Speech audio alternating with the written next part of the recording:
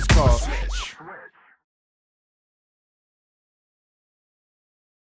L'ambition, on va essayer un peu de creuser la définition, qu'est-ce que ça veut dire. Pour ça, je vais utiliser une distinction conceptuelle qu'un philosophe a conçue dans un livre qui s'appelle L'ambition. Il s'appelle Vincent Cespedes, un philosophe contemporain. Il distingue 3 types d'ambition. La première, c'est l'ambition cupide et démonstrative. Donc c'est un peu l'ambition nietzschéenne, l'ambition du surhumain, de celui qui a une soif illimitée de pouvoir et qui a toujours envie d'aller plus loin. Mais c'est aussi une ambition qui se nourrit du fait de se mettre en scène, jusqu'à parfois même pénaliser le résultat poursuivi en étant si ambitieux. Dans l'entrepreneuriat, c'est très très courant.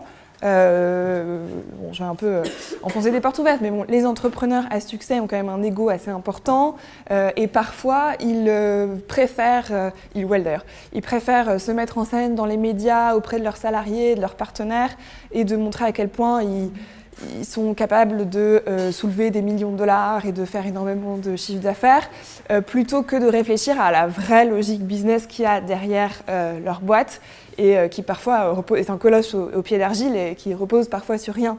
Ça peut aussi être la même chose pour les sportifs qui peuvent échouer dans des compétitions sportives parce qu'ils sont plus nourris par le fait de mettre en scène leur propre gloire plutôt que d'accomplir leur exploit sportif.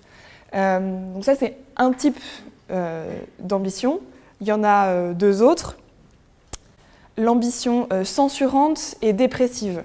Donc ça, c'est une ambition qui est tellement associée au besoin de reconnaissance et au fait de se comparer aux autres qu'elle est parfois accompagnée d'une espèce de peur de la réussite. Je vais vous donner un exemple assez personnel. Moi, quand j'ai voulu publier mon premier roman, j'avais 24 ans, c'était il y a 4 ans,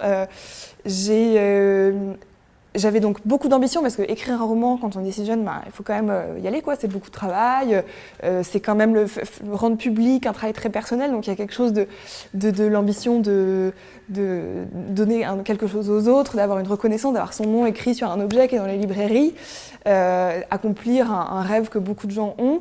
Mais malgré tout, j'avais tellement peur justement du résultat, du regard des autres, du fait qu'on me juge, que je ne sois pas tout à fait à la hauteur de ce que j'avais prévu de mon projet littéraire, que je n'ai pas osé l'envoyer à toutes les maisons d'édition, contrairement à ce que 100% des gens m'avaient conseillé de faire, à savoir l'envoyer à un maximum d'éditeurs, essayer de se faire des contacts dans les grandes maisons d'édition parce que ça marche un peu par recommandation, c'est un petit milieu.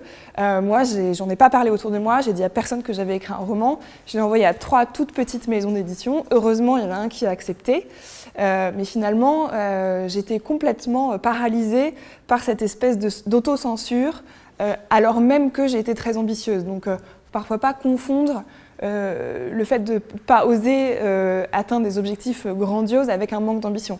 J'étais très ambitieuse, mais cette ambition, elle avait une forme de censure.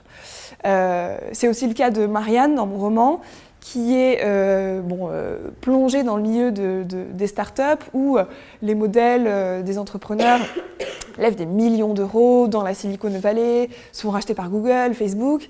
Et elle, en fait, elle n'arrive pas forcément à se placer à la hauteur de ces modèles-là. Et par conséquent, elle crée une boîte qui est un peu plus à taille humaine, où elle n'arrive pas à se dire « Ok, moi aussi, je vais lever 3 millions d'euros parce que je vais monter une boîte qui va cartonner à l'international, etc. » Donc, il y a... Pardon. Donc, il y a cette forme d'ambition censurante, dépressive. Il y en a une 3e, c'est l'ambition noble, qui serait totalement dénuée de besoin de reconnaissance.